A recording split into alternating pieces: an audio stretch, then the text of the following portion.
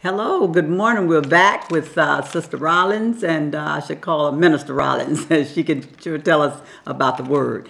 But Miss Rollins and I, we're sitting here talking about premonitions, visions, and dreams, and who is capable of actually getting a vision or knowing that they had a vision.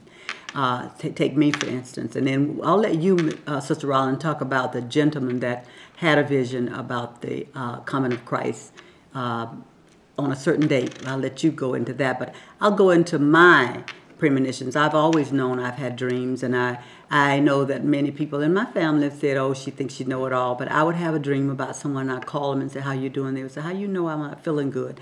I had a premonition. I thought it was a dream, but I had a premonition, and to me, when you have premonition, they are dreams that come and come and come, mean flashes, and they're the same.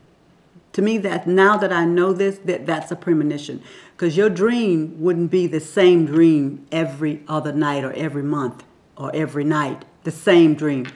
I had this premonition, and as I started having this premonition, it went on until I got up and wrote it down.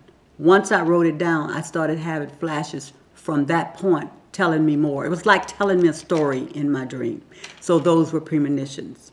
So now, Sister Rollins, I'm going to give it over to you to talk about the gentleman with the coming of Christ. Well, there's someone here in Maryland has a truck.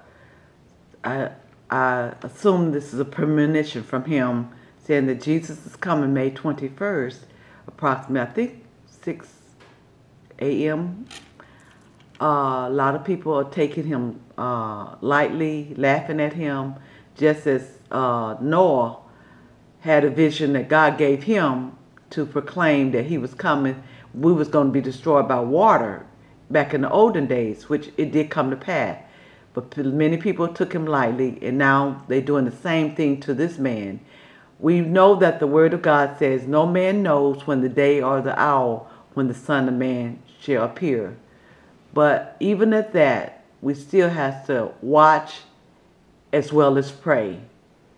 Warnings come before destruction, and the haughty spirit before a fall. So we have to be careful that we don't laugh at people when they're trying to warn us about the specific thing, because death is sooner than Jesus coming. Absolutely. Well, that's exactly the way I feel, because I actually saw September 11. I didn't know it. I just saw destruction. I saw the scene that when I first turned on my television that morning, my son called me and said, Mom, your book is on the TV. And I turned it on because I had already written it. I copyrighted it, so nobody can say that I didn't, because I copyrighted it before it happened. And I turned on the TV and actually saw these people running out of this smoke, and it was exactly my dream. What I kept seeing over and over and over until I started writing it down. And then other dreams started coming into it. So it allowed me to now write another book called The Day We Left, which is coming out soon. But we can't deny that there are special people. And I really think we're all special. I think that, this is my thought, I think that some of us, we're not good listeners to our inner spirit. And that makes us not a part of that special that God has given all of us. All of us have a specialty. And God given us all a job to do. All of us have something to do. We just have to tap into it. And I'll leave with that. Thank you, Miss Millie. Thank you.